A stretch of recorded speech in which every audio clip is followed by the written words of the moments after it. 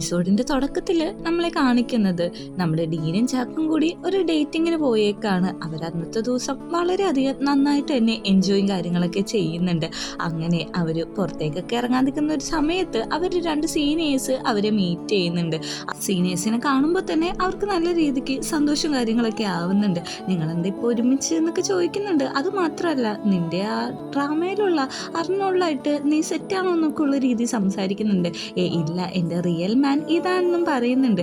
ഞങ്ങൾ രണ്ടുപേരും ഇപ്പോൾ ഒരുമിച്ച് പഴയ പോലെ ആയെന്നും പറയുന്നുണ്ട്. ഓക്കെ, എല്ലാം നന്നായിട്ട് നടക്കട്ടെ എന്ന് പറഞ്ഞ് അവരും അവിടുന്ന് പോവാണ്. ഇവിടുന്ന് നമ്മൾ സീൻ കട്ടാക്കിയിട്ട് കാണിക്കുന്നത് ഡീനാണെങ്കിൽ അർണോൾഡിനെ കാണാൻ ചെന്നേക്കാണ്. ഇന്നലെ നടന്നത് നീ ഒന്നും ആലോചിക്കേണ്ട ആവശ്യമില്ല. ഞാൻ കുറച്ച് കള്ളുടിച്ച് ഡ്രിങ്ക് ആയി പോയതാണ്, അല്ലാതെ എനിക്ക് നിന്നോട് ഫീലിങ്സോ കാര്യങ്ങളോ ഒന്നുമില്ല. പിന്നെ നിനക്കറിയാലോ, ട്യൂബ എൻ്റെ ഫ്രണ്ടാണ്. അവൻ ഇതൊക്കെ അറിഞ്ഞാൽ ഒത്തിരി വിഷമിക്കും. അതുകൊണ്ട് നമുക്ക് ഈ കാര്യം ഇവിടെ വെച്ച് മറന്നേക്കാന്ന് പറയുന്നുണ്ട്.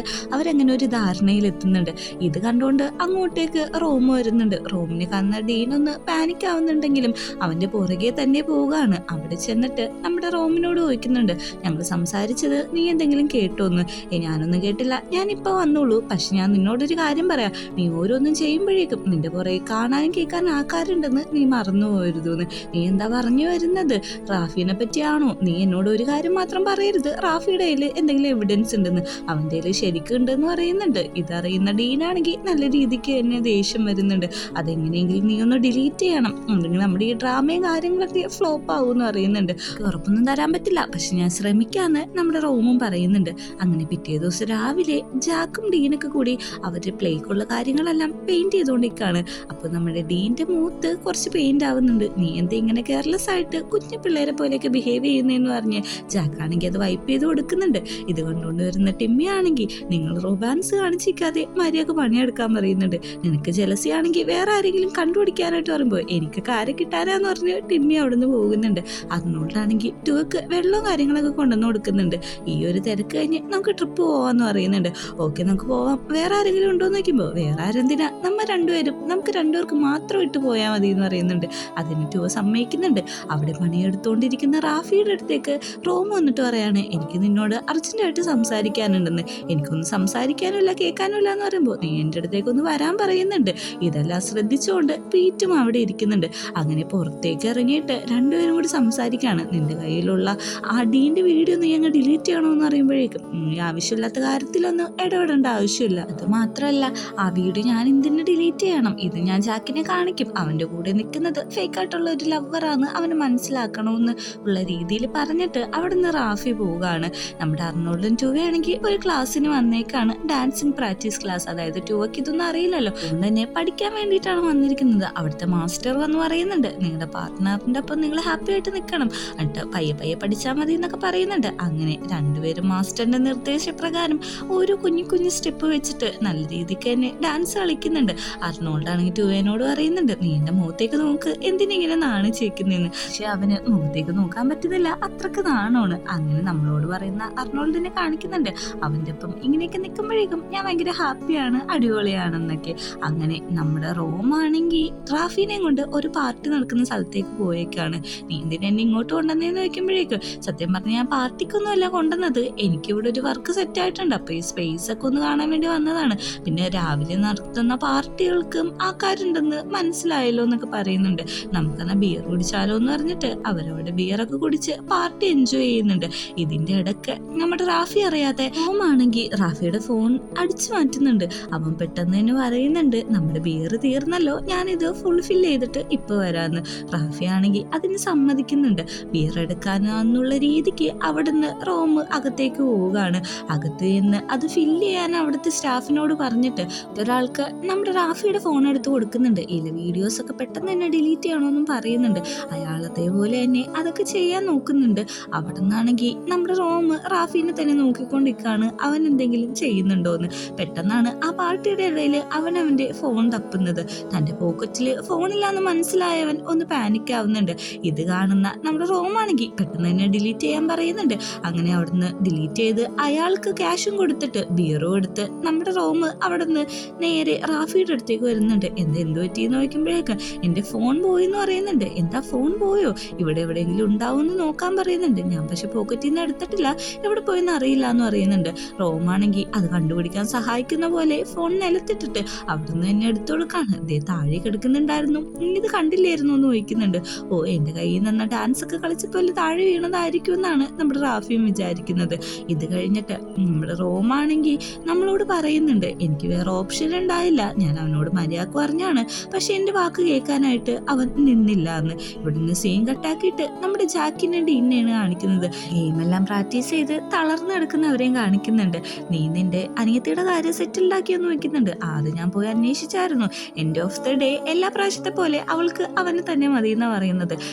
ലവ് ആണ്, അതുകൊണ്ട് ചിലപ്പോൾ അങ്ങനെയൊക്കെ പറ്റൂന്ന് പറയുന്നുണ്ട്. അല്ല, നീ നിന്റെ അമ്മയുടെ അടുത്തേക്ക് പോകുന്നില്ലേ, നീ എന്താ പോകാത്തേന്ന് ചോദിക്കുന്നുണ്ട്. അമ്മക്ക് ഇപ്പൊ പുതിയ ഫാമിലി ആയല്ലേ, എനിക്കിനി താല്പര്യമില്ലെന്ന് പറയുന്നുണ്ട്. ഞാൻ നിന്നെ ഫോഴ്സ് ചെയ്യല്ല, നിനക്ക് പറ്റുമ്പോഴൊക്കെ പോയി കാണണമെന്നും നമ്മുടെ ഈൻ പറയുന്നുണ്ട്. നാളെ ക്ലാസ് കഴിഞ്ഞിട്ട് നീ എന്റെ ഒരു സ്ഥലത്ത് വരുമെന്ന് നോക്കുമ്പോഴേക്കും നീ വിളിച്ചാൽ ഞാൻ എവിടെ വേണമെങ്കിലും വരാന്ന് പറയുന്നുണ്ട്. അവ വന്ന് പ്രാക്ടീസ് ചെയ്യാൻ പറയുന്നുണ്ട്. ഒരു കിസ് എന്നാ വരാന്ന് പറയുന്നുണ്ട്. അതേപോലെ ഒരു കിസ് കൊടുക്കുന്നുണ്ട്. ഡീ നമ്മളോടായിട്ട് പറയുന്നുണ്ട്, എനിക്ക് അവന്റെ പുതിയൊരു ലൈഫ് സ്റ്റാർട്ട് ചെയ്യാൻ വളരെ ആഗ്രഹമാണെന്ന്. ഇവിടുന്ന് സീൻ കട്ടാക്കിയിട്ട് നമ്മൾ ഓഡിറ്റോറിയമാണ് കാണിക്കുന്നത്. റാഫിയും അർണോൾഡും കൂടി അവര് പേരായിട്ടുള്ള ഡയലോഗ് എല്ലാം പറയാണ്. പക്ഷെ എത്ര അങ്ങ് ആക്ട് ചെയ്തിട്ടും അതൊന്നും നന്നാവുന്നില്ല. ഇത് കാണുന്ന നമ്മുടെ ജാക്കിന് നന്നായിട്ട് ദേഷ്യം വരുന്നുണ്ട്. ജാക്കാണെങ്കിൽ അവന്റെ സ്വഭാവം കൺട്രോൾ ചെയ്ത് പിടിച്ചേക്കാണ്. കാരണം എത്രയൊക്കെ അങ്ങ് പ്രാക്ടീസ് ചെയ്തിട്ടും അത് ശരിയാവുന്നില്ല. അവസാനം ജാക്ക് എണീറ്റിട്ട് പറയാണ്, മതി, നീ നിന്റെ സെൽഫിനെ നീ അധികം പുഷ് ചെയ്യേണ്ട ആവശ്യമില്ല, നമുക്ക് എല്ലാവർക്കും കൂടി ഒരു ബ്രേക്ക് എടുക്കാം. ബ്രേക്ക് എടുത്തു കഴിഞ്ഞാൽ എല്ലാം സെറ്റ് ആവുമെന്ന് പറയുമ്പോഴേക്കും റാഫി ആണെങ്കിൽ ഞാൻ ഒന്നും കൂടി ട്രൈ ചെയ്യാന്ന് പറയുമ്പോഴേക്കും അത് വേണ്ട, ഞാൻ പറഞ്ഞല്ലോ, നീ ഒന്ന് കൂളാവ്, എന്നിട്ട് നിന്റെ സെൽഫിനെ നീ അധികം പുഷ് ചെയ്യാതെ നീ ആക്ട് ചെയ്താൽ മതി എന്ന്. ഇന്നത്തെ റിഹേഴ്സല് ഇവിടെ വെച്ച് ക്യാൻസൽ ആവാന്ന് പറയുന്നുണ്ട്. അവിടെ ഇരിക്കുന്ന എല്ലാവരും അവരവരുടെ കാര്യം നോക്കി പോകുന്നുണ്ട്. ഇത് ശരിക്കും റാഫിക്ക് ശരിക്കും ഒരു ഇൻസൾട്ട് ആയിട്ടുണ്ട്. അവിടെ ഇരിക്കുന്ന ഡീനെ നോക്കിയിട്ട് അവൻ നല്ല രീതിക്ക് ദേഷ്യപ്പെടുന്നുണ്ട്. ഡീനാണെങ്കിൽ എന്തോ ജയിച്ച പോലെയാണ് അവിടെ അവനെ തന്നെ നോക്കിയിരിക്കുന്നത്. അവിടെ ഒന്നും മിണ്ടാതെ പോകുന്ന നമ്മുടെ റാഫിനെ അവനൊന്ന് കയറി ചൊറിയുന്നുണ്ട്. ഇവൻ എന്തോ ഒപ്പിച്ചെന്ന് നമ്മുടെ റാഫിക്ക് മനസ്സിലാവുന്നുണ്ട്. അവൻ തിരിഞ്ഞിട്ട് ചോദിക്കുന്നുണ്ട്, നിന്നെ പോലത്തെ ഒരു വൃത്തിയായിട്ടവനെ കുറിച്ച് കമ്പയർ ചെയ്യാനേ എനിക്ക് പറ്റുന്നില്ല. അതുമാത്രമല്ല, ഈ അർണോൾഡിന്റെ ഒപ്പമുള്ള കാര്യങ്ങളെല്ലാം എനിക്ക് അറിയാമെന്ന് പറയുന്നുണ്ട്. അർണോൾഡിന്റെ ഒപ്പം എന്ത് കാര്യം, ആദ്യത്തിന് എൻ്റെ കയ്യിൽ പ്രൂഫ് ഉണ്ടെന്ന് പറയുമ്പോൾ അന്ന് അതിന്റെ പ്രൂഫ് ഒന്ന് കാണിക്കാനായിട്ട് നമ്മുടെ ഡീനാണെങ്കിൽ വെല്ലുവിളിക്കാണ്. പ്രൂഫ് എടുക്കാനായിട്ട് ഫോൺ സെർച്ച് ചെയ്യുമ്പോഴാണ് അതൊന്നും കാണുന്നുണ്ടാവില്ല. അവനൊന്ന് ആലോചിക്കുന്നുണ്ട്, നീ എന്റെ ഫോണിൽ എന്തെങ്കിലും ചെയ്തോന്ന് വെക്കുന്നുണ്ട്. നിന്റെ ഫോൺ 24 മണിക്കൂർ നിന്റെ പോലെ, പിന്നെ ഞാൻ എന്ത് ചെയ്യാനാന്ന് പറയുന്നുണ്ട്. അപ്പോഴാണ് കഴിഞ്ഞ ദിവസം റോം അവന്റെ ഫോൺ എടുത്തു കൊടുത്തതും എല്ലാ സത്യവും നമ്മുടെ റാഫിക്ക് മനസ്സിലാവുന്നത്. അവൻ പറയുന്നുണ്ട്, നീ അധികം ജയിച്ചു എന്ന് വിശ്വസിക്കണ്ട, ഇതിനെന്തായാലും ഞാൻ മറുപടി തരുമെന്ന്. നിന്റെ വാക്ക് ആര് കേൾക്കാനാണ്, ആരും വിശ്വസിക്കില്ലെന്ന് പറഞ്ഞിട്ട് അവിടുന്ന് പോകുന്നുണ്ട്. ഞാൻ അവനോട് പറഞ്ഞാണ് മര്യാദക്ക്, പക്ഷെ അവനൊന്നും ചെയ്യാൻ പറ്റില്ലെങ്കിൽ എനിക്ക് വേറെ ഓപ്ഷൻ ഇല്ല എന്ന് പറഞ്ഞ് നമ്മുടെ ഡീനും ഇരിക്കുന്നുണ്ട്. അങ്ങനെ 2 അടുത്തേക്ക് അർണോൾഡ് ചെയ്യുന്നുണ്ട്. പ്രാക്ടീസ് ഇത്ര പെട്ടെന്ന് കഴിഞ്ഞു എന്ന് ചോദിക്കുമ്പോഴേക്ക് റാഫി അങ്ങ് ശരിയാവുന്നില്ല, അതുകൊണ്ട് ഇന്നത്തെ ക്യാൻസൽ ചെയ്തു എന്ന് പറയുന്നുണ്ട്. അന്ന് ഞാൻ നിന്റെ അളവൊക്കെ ഒന്ന് എടുക്കട്ടെ കോസ്റ്റ്യൂമിന് വേണ്ടി എന്ന് പറഞ്ഞിട്ട് അർണോൾഡിന്റെ അളവും കാര്യങ്ങളൊക്കെ എടുക്കുന്നുണ്ട്. അവനൊരു നോട്ട് പാഡില് അതെല്ലാം ടാഗ് ചെയ്ത് വെക്കുന്നുണ്ട്. ഇവിടുന്ന് സീൻ കട്ടാക്കിയിട്ട് നമ്മുടെ ജാക്കും ഡീനും കൂടി പോകുന്നത് ജാക്കിന്റെ ഫാദറിനെ കാണാൻ വേണ്ടിയിട്ടാണ്. എന്താ ഫാദറിലോനെ കാണാൻ വന്നാണോ, നേരത്തെ പറഞ്ഞെങ്കിൽ ഞാൻ കുറച്ചും കൂടി നന്നായിട്ട് ഒരുങ്ങില്ലായിരുന്നു എന്ന് ചോദിക്കുമ്പോൾ ഇത് ക്യാഷ്വലായിട്ട് വന്നതാണെന്ന് പറയുന്നത്. അച്ഛനും ചോദിക്കുന്നുണ്ട്, നീ എന്താ ഇങ്ങോട്ട് ഇപ്പൊ വന്നേന്ന്. ഞാൻ ചുമ്മാ വന്നതാണ്, അച്ഛനെ മിസ് ചെയ്തു എന്ന് പറയുന്നുണ്ട്. പെട്ടെന്ന് തന്നെ അച്ഛനൊരു കോള് വരാണ്. അവരുടെ ഡെലിവറി പാർട്ട്ണറിന് ഇഞ്ചുറി ആയിട്ട് വരാൻ പറ്റില്ല, അപ്പൊ അവിടുത്തെ ഇന്നത്തെ ഡെലിവറി ഒന്നും നടക്കൂല എന്ന് പറയുമ്പോഴേക്കും നമ്മുടെ ജാക്കും ഡീനാണെങ്കിൽ ആ ഒരു പ്രവൃത്തി ഏറ്റെടുക്കാണ്. അല്ല, നിങ്ങൾ സെറ്റായോ എന്ന് ചോദിക്കുമ്പോഴേക്കും ഞങ്ങൾ പിന്നെ സെറ്റായി എന്ന് പറയുന്നുണ്ട്. അങ്ങനെ അവിടുന്ന് സാധനങ്ങളെല്ലാം മേടിച്ചിട്ട് ഡെലിവറി ചെയ്യാനായിട്ട് നമ്മുടെ 2 പിള്ളേരാണ് പോകുന്നത്. നമ്മുടെ റോമാണെങ്കിൽ ഈ കഥയൊന്നും അറിയാതെ അവന്റെ വർക്കും കാര്യങ്ങളൊക്കെ ചെയ്തുകൊണ്ടിരിക്കുകയാണ്. അവിടെയുള്ള DJ പ്ലേന്റെ കാര്യങ്ങളെല്ലാം ഓടി വന്നിട്ട് റാഫി അങ്ങ് ഓഫ് ചെയ്യാണ്. എല്ലാവരും മുമ്പ് വെച്ച് അവൻ കുറെ ഒച്ച എടുക്കുന്നുണ്ട്. അതായത്, നീ എന്നെ ചതിക്കാൻ വേണ്ടിയിട്ട് ഇങ്ങനെയൊക്കെ ചെയ്യുമെന്ന് ഞാൻ വിചാരിച്ചില്ല, നീ എന്തിനാണ് ആ ഡീനെ പ്രൊട്ടക്ട് ചെയ്യണേ എന്നൊക്കെ ചോദിച്ച് വലിയ ഒച്ച എടുക്കുന്നുണ്ട്. അവന്റെ മുതലാളി എന്ന് പറയുന്നുണ്ട്, നിങ്ങൾ ഒച്ച എടുക്കുകയാണെങ്കിൽ പുറത്തു പോയി വെച്ചെടുക്കണം, ബാക്കിയുള്ളവർക്ക് ശല്യം ഉണ്ടാക്കരുതെന്ന്. അങ്ങനെ പുറത്തു പോയിട്ട് ഇതിനെപ്പറ്റി സംസാരിക്കുന്നുണ്ട്.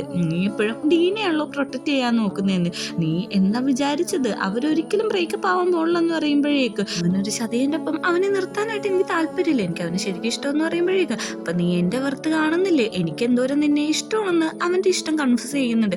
ഓർഡർ കൊടുക്കാൻ പോയ നമ്മുടെ ഡീനും ചാക്കും ആണെങ്കിൽ കൃത്യസമയത്ത് തന്നെ അവിടെ എത്തുന്നുണ്ട്. അകത്തേക്ക് കയറിയിട്ട് നമ്മുടെ ജാക്കാണ് ഓർഡർ ഡെലിവറി ചെയ്യാൻ പോകുന്നത്. അവിടെ ഇരിക്കുന്ന ഒരു പെണ്ണിന്റെ അടുത്ത് ഹാപ്പി 7 years ആനിവേഴ്സറി എന്ന് പറഞ്ഞ് ഇവിടെ കൊടുക്കുന്നുണ്ട്. പിന്നെ ഈ ബൊക്കറ്റ് നിങ്ങളുടെ ലവർ ഓർഡർ ചെയ്താന്നും പറയുന്നുണ്ട്. നിങ്ങൾക്ക് ആള് തെറ്റിയതായിരിക്കുന്ന ആ പെൺകുട്ടി പറയുമ്പോഴാണ് പുറകിലിരുന്ന ഒരാൾ കൈ കാണിക്കുന്നത്. കാരണം ആ പെൺകുട്ടിക്കായിരിക്കില്ല ആ ബുക്ക് ശരിക്കും കൊടുക്കേണ്ടിയിരുന്നത്. ഇത് ഡീനിന് മനസ്സിലാവുന്നുണ്ട്.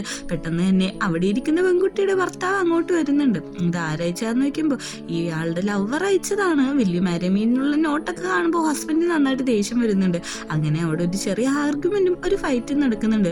അവിടുന്ന് ഓടി രക്ഷപ്പെട്ട് നമ്മുടെ ജാക്കും ഡീനും കൂടി ഒരു ബാക്ക് യാർഡിൽ എത്തുന്നുണ്ട്. അപ്പോഴാണ് നമ്മുടെ ഡീൻ ജാക്കിനോട് പറയുന്നത്, നീ ഡെലിവറി ചെയ്ത ആള് തെറ്റിപ്പോയി, ശരിക്കും ആ ബാക്കിലിരിക്കുന്നവർക്കായിരുന്നു അതുകൊണ്ടേ കൊടുക്കണ്ടേ, ഞാൻ നിന്നെ കുറെ കൈ കാണിച്ചിട്ട് നീ കണ്ടില്ല എന്ന് പറയുന്നുണ്ട്. പെട്ടെന്ന് തന്നെ നമ്മുടെ ജാക്കാണെങ്കിൽ ഒരു പൂവെടുത്ത് കൊടുത്തിട്ട് ഹാപ്പി 3 years ആനിവേഴ്സറി എന്ന് പറയുന്നുണ്ട്.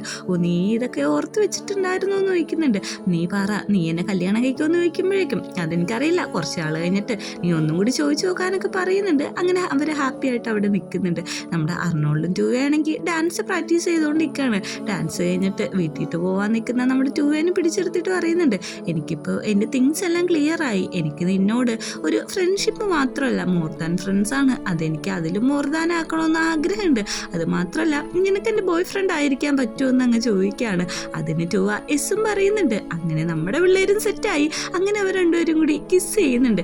അങ്ങനെ അവർ ഹാപ്പിയായി നിൽക്കുന്നതും കാണിച്ചിട്ടാണ് 8ാമത്തെ എപ്പിസോഡ് അവസാനിക്കുന്നത്.